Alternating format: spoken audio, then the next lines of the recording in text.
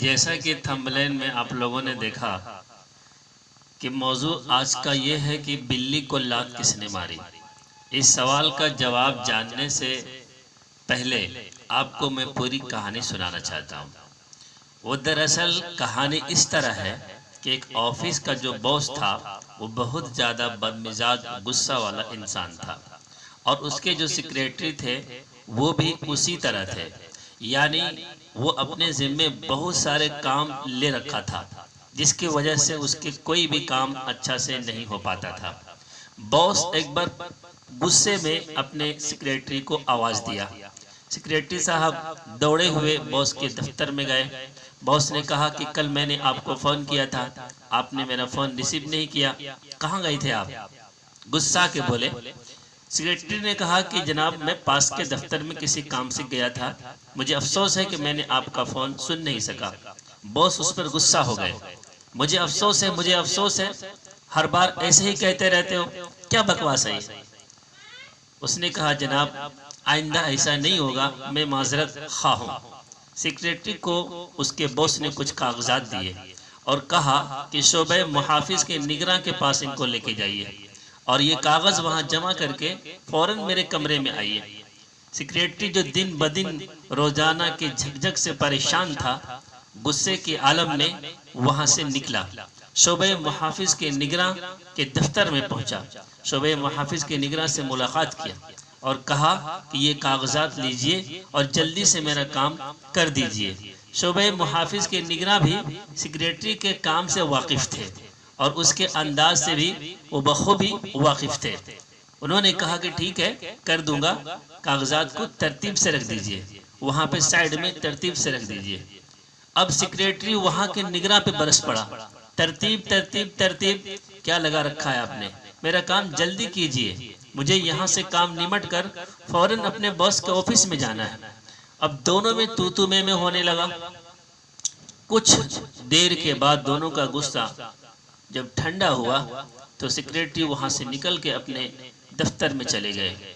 تقریباً 2 گھنٹے گزرنے کے بعد شعبہ محافظ کے نگراں جو تھے ان سے تھوڑا سا کم پوسٹ کا ایک ملازم ان کے دفتر میں گیا اور کہا جناب میں اپنے بچوں کو اسکول سے لے آؤں، ان کے اسکول سے آنے کا وقت ہو گیا ہے۔ اب چونکہ وہ پہلے سے سیکریٹری سے جھگڑا کر چکا تھا تو وہ اپنا غصہ اس ملازم پہ نکال دیا اور کہا کہ یار آپ تو ہمیشہ چلے جاتے ہو، ہر دن چلے جاتے ہو، کبھی آفس میں بھی رہ لیا کرو۔ اس نے کہا جناب میں 10 سال سے اپنے بچوں کو اسکول سے روزانہ لا رہا ہوں، آپ نے کبھی بھی ناراضگی کا اظہار نہیں کیا، آج آخر آپ کو کیا ہو گیا؟ شعبہ محافظ کے نگراں نے کہا کہ آپ ہیں ہی سختی کے لائق، نرمی آپ کو راس نہیں آتی، جائیے اپنا دفتر جائیے۔ اب وہ بیچارہ ملازم مایوس ہو کر اپنے دفتر چلا گیا۔ شام کو جب یہ ملازم اپنے گھر پہنچا تو آفس میں جو بدمزگی کا ماحول ہوا تھا اس کا غم اور غصہ اس کے دل میں تھا، اسی رنج و ملال میں وہ اپنے گھر پہنچا۔ گھر پہنچے ہی جیسے گھر پہنچے اس کا چھوٹا بیٹا دوڑتا ہوا اپنے ابو کے پاس آیا اور کہا ابو یہ دیکھیے میرے ٹیچر نے مجھے کھلونا دیا ہے۔ ابو غصے میں پہلے سے تھے، بچے کو ڈانٹا اور کہا دفع ہو، جاؤ اپنی امی کے پاس۔ بچہ روتا ہوا اپنی امی کے پاس چلا گیا۔ اب اس کی ایک پیاری سی بلی تھی، وہ جب اپنے بچے کو مالک کو روتے ہوئے دیکھا تو اس کی عادت تھی، وہ اپنی عادت کے مطابق بچے کے پیروں کے پاس گئی اور لوٹنے لگی۔ اس بچے نے بلی کو ایسی لات ماری کہ بلی اڑتی ہوئی جا کے دیوار سے ٹکرا گئی۔ اب یہاں سوال یہ پیدا ہوتا ہے کہ بلی کو لات کس نے ماری؟ اگر میں آپ سے کہوں یہ پورے پس منظر اگر آپ کے سامنے ہو، واقعی آپ نے سن لیا، اب آپ بتائیے کہ بلی کو لات کس نے ماری؟ یقیناً آپ کا جواب یہ ہوگا کہ بلی کو لات باس نے ماری، کیونکہ اسی کا پریشر سے سیکریٹری غصہ ہوا، سیکریٹری کی وجہ سے شعبہ محافظ کے نگراں غصہ ہوئے، شعبہ محافظ کے نگراں غصہ ہوئے ملازم پر، اور ملازم نے غصہ اپنے بچے پہ نکالا اور بچے نے غصہ اپنے بلی پہ نکالا۔ میرے دوستو، ہم کاموں کے مناسب تقسیم کا فن کیوں نہیں سیکھ لیتے؟ جو کام ہم سے نہیں ہو پاتا پورے جرات مندی کے ساتھ ہم اسے انکار کیوں نہیں کر دیتے کہ میں یہ کام نہیں کر پاؤں گا۔ بہت سارے لوگ ایسے ہیں جو بہت سارے کام اپنے ذمے کسی کے دباؤ میں، کسی کے پریشر میں آ کے لے لیتے ہیں اور وہ کام ان سے صحیح سے ہو نہیں پاتا، اور اس کا نتیجہ کبھی کبھی ایسا ہوتا ہے کہ اس کی غلطی کی وجہ سے بہت سارے ایسے لوگ بھی سزا بھگتتے ہیں جو اس میں ذرہ برابر بھی قصوروار نہیں ہوتے۔ لوگوں کو چاہیے کہ ہم کسی ایسے وعدہ کو کسی سے نہ کریں جو آپ پورا نہ کر سکتے ہو۔ آئیے میں آپ لوگوں کو مدینہ لے چلتا ہوں۔ نبی پاک صلی اللہ تعالی علیہ وسلم کا دور ہے، صحابہ کرام کی مجلس لگی ہوئی ہے، کافی سارے لوگ مدینہ کے اطراف کے لوگ مدینہ روز بروز پہنچ رہے ہیں، اللہ کے نبی صلی اللہ علیہ وسلم سے ملاقات کر رہے ہیں۔ اللہ کی وحدانیت کا ڈنکا بج چکا ہے۔ اس زمانے میں کچھ ایسے لوگ بھی تھے جو نہ چاہتے ہوئے بھی اسلام کی بالادستی کو، اسلام کی حقانیت کو قبول کرنے کے لیے مجبور تھے۔ انہی لوگوں میں سے ایک بڑا رئیس کا نام، جس کا نام عامر بن طفیل تھا، اس کے بارے میں لکھا ہے، اس کے قوم کے لوگوں نے ان سے کہا تھا کہ عامر، بہت سارے لوگ مسلمان ہو رہے ہیں، اللہ کے نبی سے ملاقات کر کے فرما بردار ہو رہے ہیں، کاش تم بھی مسلمان ہو جاتے تو ہم سب کے لیے فائدہ ہو جاتا۔ عامر بن طفیل نے کہا تھا کہ تم یہ کیا کہہ رہے ہو؟ میں نے قسم کھایا ہے کہ جب تک میں ان لوگوں کو اپنے ماتحتی میں جھکا نہ لوں، جب تک میں ان سب کا بادشاہ نہ بن جاؤں، جب تک یہ پورے عرب والے مجھے اپنا بادشاہ تسلیم نہ کر لیں، تب تک مجھے موت نہیں آ سکتی۔ بالآخر جب اس نے یہ دیکھا کہ بہت سارے لوگ مدینہ جا رہے ہیں، حضور صلی اللہ علیہ وسلم سے ملاقات کر رہے ہیں، انہوں نے بھی ایک دن ارادہ کیا۔ عامر بن طفیل اپنے چند ساتھیوں کے ساتھ مدینہ کے لیے نکل پڑتے ہیں، رسول اللہ صلی اللہ علیہ وسلم سے ملاقات کرتے ہیں اور کہتے ہیں کہ مجھے آپ سے تنہائی میں بات کرنا ہے۔ اللہ کے نبی صلی اللہ علیہ وسلم ایسے لوگوں سے محتاط رہتے تھے۔ اللہ کے نبی صلی اللہ علیہ وسلم نے انکار کیا اور کہا، نہیں، میں تجھ سے تنہائی میں نہیں ملوں گا، ہاں البتہ تم اگر مسلمان ہو جاؤ۔ انہوں نے ضد کیا کہ میں آپ سے ضروری بات کرنے کے لیے اتنی دور سے آیا ہوں، مجھے آپ سے اکیلے میں گفتگو کرنی ہے، آپ میرے ساتھ تنہائی میں چلیں، مجھے آپ سے اکیلے میں بات کرنی ہے۔ تقریباً 3 یا 4 مرتبہ انہوں نے اصرار کیا۔ اس کے بعد حضور صلی اللہ تعالی علیہ وسلم ان سے تنہائی میں ملنے کے لیے تیار ہو گئے۔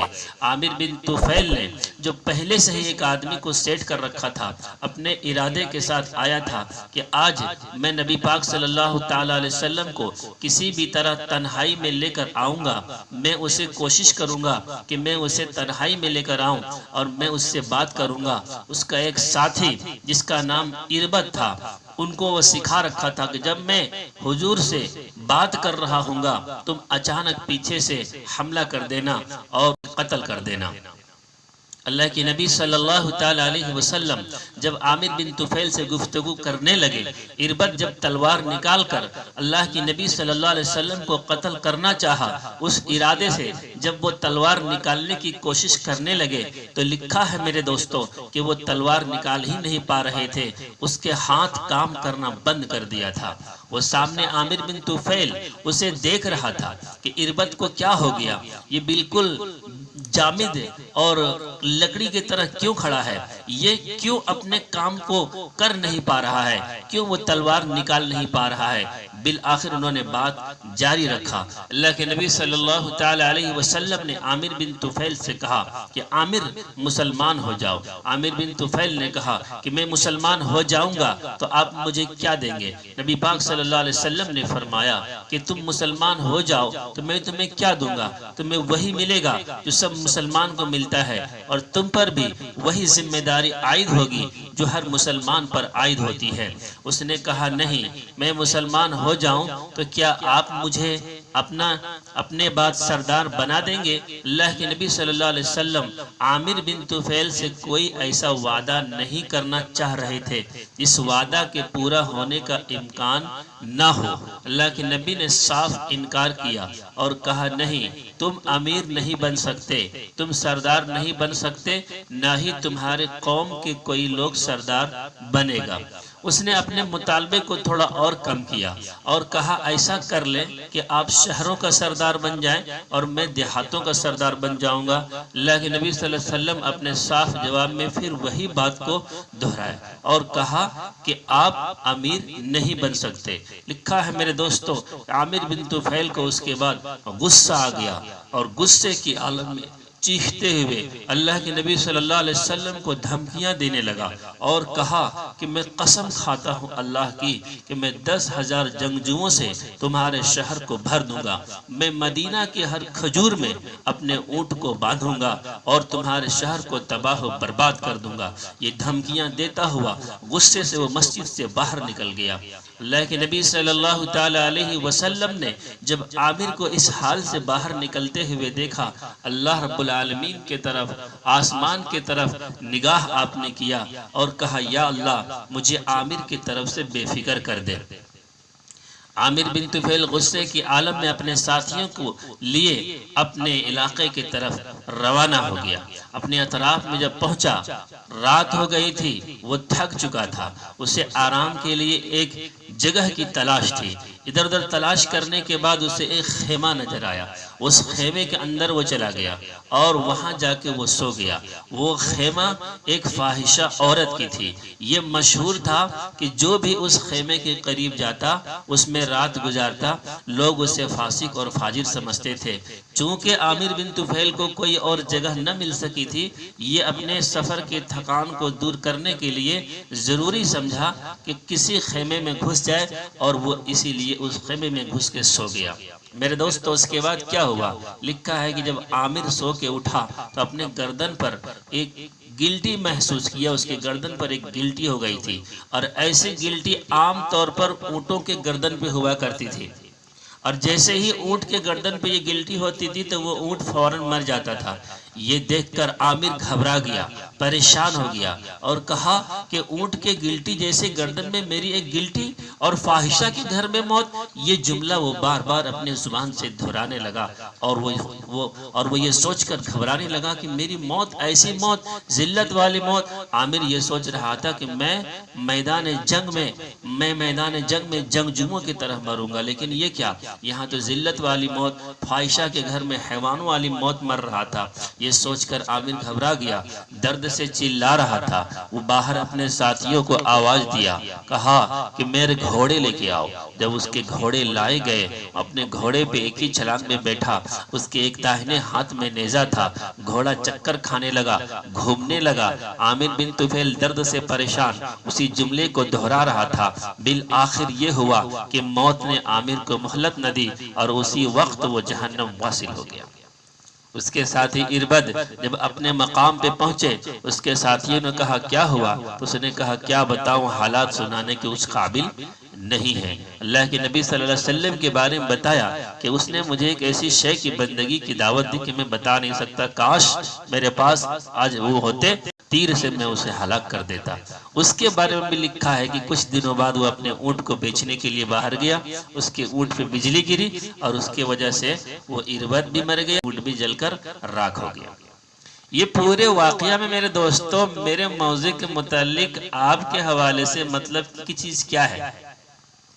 وہ یہ ہے کہ اللہ کے نبی صلی اللہ تعالیٰ علیہ وسلم نے صاف لفظوں میں اسے کہہ دیا تھا۔